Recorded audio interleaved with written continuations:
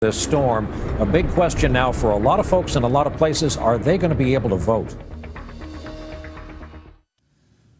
As we mentioned, this storm has disrupted so many lives across such a wide area. It comes right as we enter the home stretch, of course, in the presidential campaign that just days ago was all we were talking about. We've asked our political director and chief White House correspondent, Chuck Todd, to join us from the White House tonight. Chuck, in this part of the country, those who do have TV are seeing attack ads from a woman named Linda McMahon, who's running for Senate up in Connecticut, yes, airing like nothing had changed, juxtaposed against the damage. It's just a very strange time.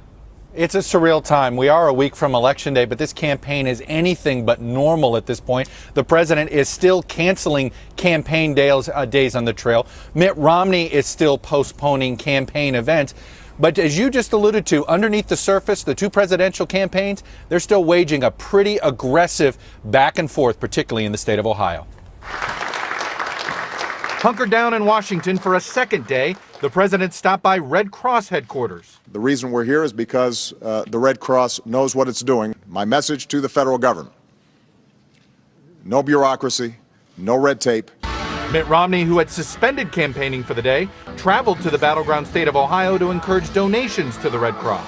I've had the chance to speak with some of the governors in the affected areas, and they've talked about a lot of people having hard times. And I appreciate the fact that people right here in Dayton got up this morning, some went to the grocery store, I see, and purchased some things that these families will need. And with presidential politics hanging in the balance, one of Mr. Romney's top supporters, New Jersey Governor Chris Christie, had nothing but praise for the federal government. The president has been outstanding in this, and so the folks at FEMA, Craig Fugate and his folks, have been excellent. Later, Christie made it clear he isn't concerned about the storm's effect on Election Day. So I don't give a damn about Election Day. It doesn't matter a lick to me. So let the politicians who are on the ballot worry about Election Day. It's not my problem. I'm not dealing with it at the moment. But local officials in his state and others are worried. In New York's Nassau County, loss of power may force votes to be counted by hand, delaying the results. New Jersey's Ocean County is considering relocating polling places. And West Virginia may deploy generators to keep lights on and voting machines humming. Back in Ohio, the campaigns have been ignoring the storm, instead bickering over this new Romney ad on the auto bailout. Who will do more for the auto industry? Not Barack Obama. Obama took GM and Chrysler into bankruptcy and sold Chrysler to Italians who are going to build Jeeps in China. After independent fact-checkers raised questions about the ad's charges, Chrysler CEO issued his own statement, writing, "Jeep production will not be moved from the United States to China. It is inaccurate to suggest anything different." But the Romney campaign stands by the ad, noting to NBC News that Chrysler CEO never disputed any actual fact in their ad. So, Brian, a couple things. Number one, the president still not campaigning on the campaign trail tomorrow. Instead, he will tour New Jersey with Governor Chris Christie tomorrow, some of the damaged areas. Mitt Romney, he is resuming a full campaign schedule tomorrow. He'll be in the battleground state of Florida. All right, Chuck Todd at the White House tonight. Chuck, thanks. When we come back to our storm coverage, specifically a moment of crisis for a big hospital that included a lot of newborns who needed to move quickly. There are a lot of stories of heroism emerging from this storm. We're still learning about a lot of them. One of them happened when a big hospital in New York City took a big hit from this storm last night. Our report from NBC's Rahema Ellis. New York University Medical, one of the most respected teaching hospitals in New York City, found itself in crisis at the height of the storm. Flooded with up to 12 feet of water, it lost power, including its backup generator. Dozens of ambulances from across the city lined up in front of and around the hospital, and through the night and into this morning, moved more than 200 patients, some adults and even babies in critical condition, to other facilities, including Julia Alamani, who, pregnant and in labor, had to be carried down several flights of stairs. This couldn't get any worse. I wouldn't know what to do. Like, where do we go? She's having contractions, powerful ones, every 30 seconds. They took her off the bed, got her on this med sled, and proceeded to slide her really slowly down 8 flights of stairs. Julia and Daron Marcus were told they'd have to evacuate to Mount Sinai Medical Center, 4 miles away. Everyone was in the dark, and Julia in severe pain. Just closing my eyes, breathing, having positive thoughts. I was holding a cell phone above her while they were putting in the IV and while they were putting in the epidural. With all of Lower Manhattan in the dark, the evacuation was all the more challenging. Hundreds of staff and emergency crews pitched in, and it took them all night to get everyone out. Hospital officials had discharged hundreds of patients last weekend in advance of the storm. Officials are still investigating the cause of the generator failure. What are you going to teach them? Rahima Ellis, NBC News, New York. We'll be back in a moment with some coverage details for you from this devastating storm.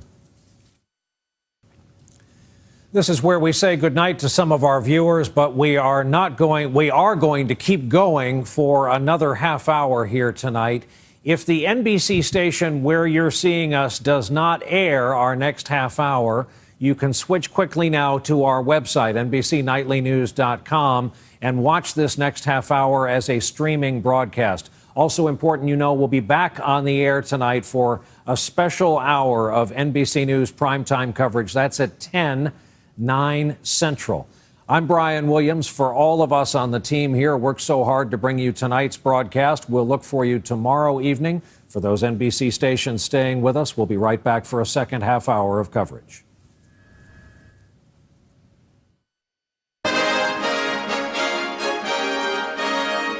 From NBC News World Headquarters in New York, this is NBC Nightly News with Brian Williams. And welcome back. Good evening once again for those of you watching on the NBC stations, joining us for this second half hour, an hour of coverage tonight after this monumental storm damage we have witnessed, most of it along the eastern seaboard, where you see some of the fresh aerial pictures of what's left of portions of the New Jersey shore, as shot from the helicopter carrying Governor Chris Christie today. We'll have a live interview with the governor of New Jersey coming up just moments from now. We are also following another drama in New Jersey today in the town of Little Ferry and surrounding towns, where they dealt, in the midst of all of this, with a water surge that came after a levee break. NBC's Katie Tur is there. And there are still rescues going on right now here, Brian. Hundreds have been rescued so far. There still have some more to go. As you know, they're used to flooding in these parts of New Jersey, but they could not prepare for this. Soaked and carrying whatever they could grab, some fled only in pajamas or slippers. The backyard was a swimming pool. There was a 93-year-old and kids piggybacking on rescuers' shoulders. I got afraid. Got cold. The flood didn't discriminate. Hundreds of people were forced out of these homes after the Hackensack River surged over a berm. Within 10 minutes, we had 4 feet of water in the basement. It was unbelievable. I never saw anything like that in my life. It was a rushing river of water that overwhelmed parts of 5 small New Jersey boroughs. One town over in Moonachie alone, they lost a police station, a firehouse, a civic center, an ambulance, a utility truck. That's just in one town. Here in Little Ferry, at one point, 80% of it was said to be underwater. Half a mile away at a local high school, the now homeless climbed out of buses and trucks. Inside, a father described his panic when he realized he didn't know how high the water was going to get inside his Little Ferry home. This is the scariest experience of my life. When you wake up, you call 911, you call the police, and it's busy. You have no one to go to. Water's rushing in, water's going by, and you don't know what to do. His son Shane, just happy Harley here, didn't try and run away. Now entire blocks are empty. The people and the pets are gone. The water, though, is still an unwelcome house guest.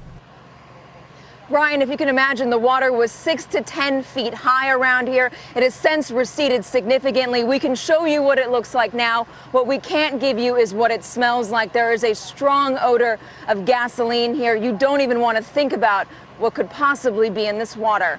Brian. Katie Tur, Little Ferry, New Jersey, and environmental hazards are just being talked about now as we get people rescued and people away from the water. Katie.